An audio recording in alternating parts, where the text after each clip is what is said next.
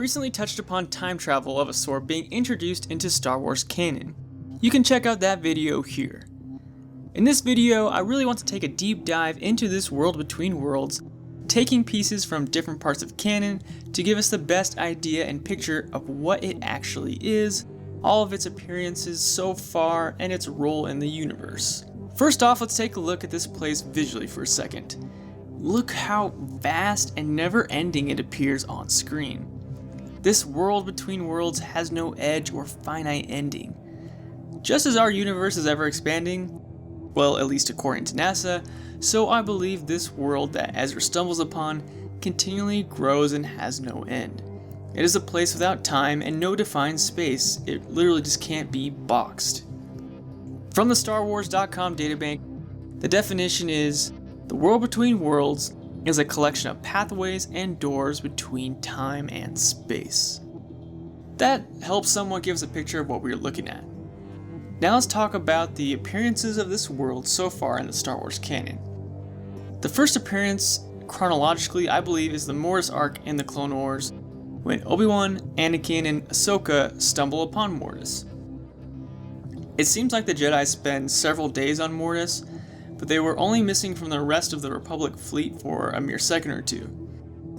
My only guess is that this is time-related or some kind of dilation effect associated to this world between worlds and the power within by the Mortis gods. Next, for sure we know in Season 1 of Rebels, Ezra receives his Kyber Crystal from the Temple on Lothal, and he is in that world between worlds. This again happens about a year later in Rebels when Ezra converses with Yoda. It is also hinted that this relates to the cave on Dagobah in The Empire Strikes Back, which relates also to time dilation on Dagobah, where Luke trains with Yoda much longer than we see on screen in the movie. So there is possibilities of this world connecting to Dagobah more than we thought previously. Another possibility is Luke's lightsaber in Maz's castle on Takodana. Is it possible that the lightsaber has been manipulated by someone in the world to help lead Rey along this path?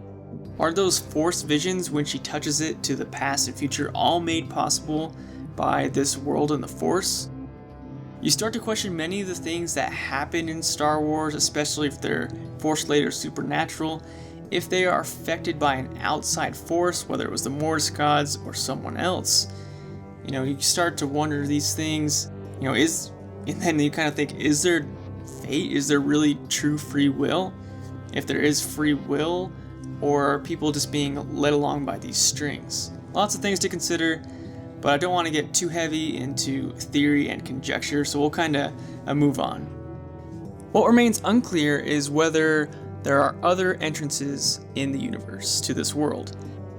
While you may be able to access this other world through the Force, as Yoda does to commune with Ezra, it is unlikely one would be able to manipulate physical objects or persons in the universe, whether it's past or future, without physically being present as Ahsoka and Ezra were.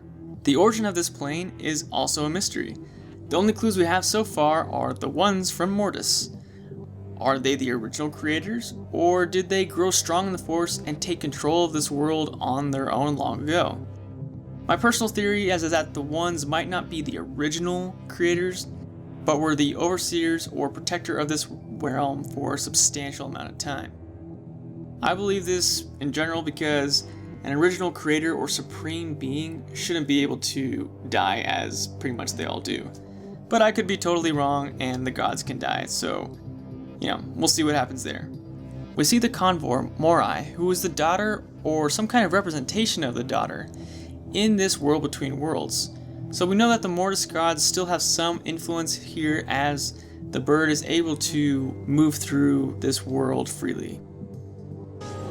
All energy from the living force, from all things that have ever lived, feeds into the cosmic force, binding everything and communicating to us through the midichlorians. All of this leads to the cosmic force, binding everything, space, time. The world between worlds ultimately is the pinnacle manifestation of the cosmic force. The ability to move through all time and space surpasses everything.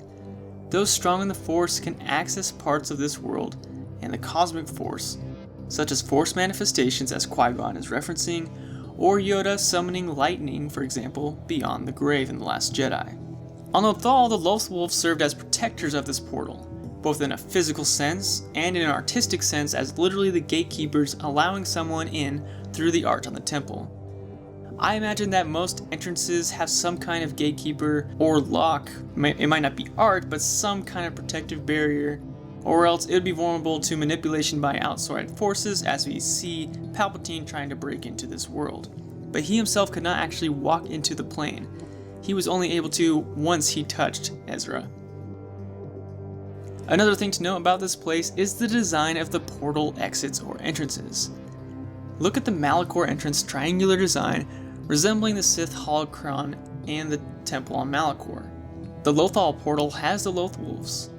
The Canon and Emperor portal has symbols similar to ones of Sith iconography, which makes sense as Emperor Palpatine, being a Sith, is trying to break through that portal. The ability to destroy a planet is insignificant next to the power of the Force. Man, that quote by Vader is ever so true now more than ever, given destroying a planet is really so small compared to the endless possibilities that this world between worlds could have. There are just so many things you could do and manipulate and change. The truth is the fact that whoever controlled this place would seriously have ultimate dominion. I don't know when we'll see this world again in the Star Wars universe. I personally hope we have some reference to it, but I don't want to see time travel or saving characters again, personally. But whenever it shows up again, you can guarantee some jaws will drop. I just really hope it's used sparingly. Anyways, where else in the Star Wars universe do you think we have seen the world between worlds before playing in the background somewhere without us noticing? Let me know in the comment section below, and I will see you all in the next Star Wars lore.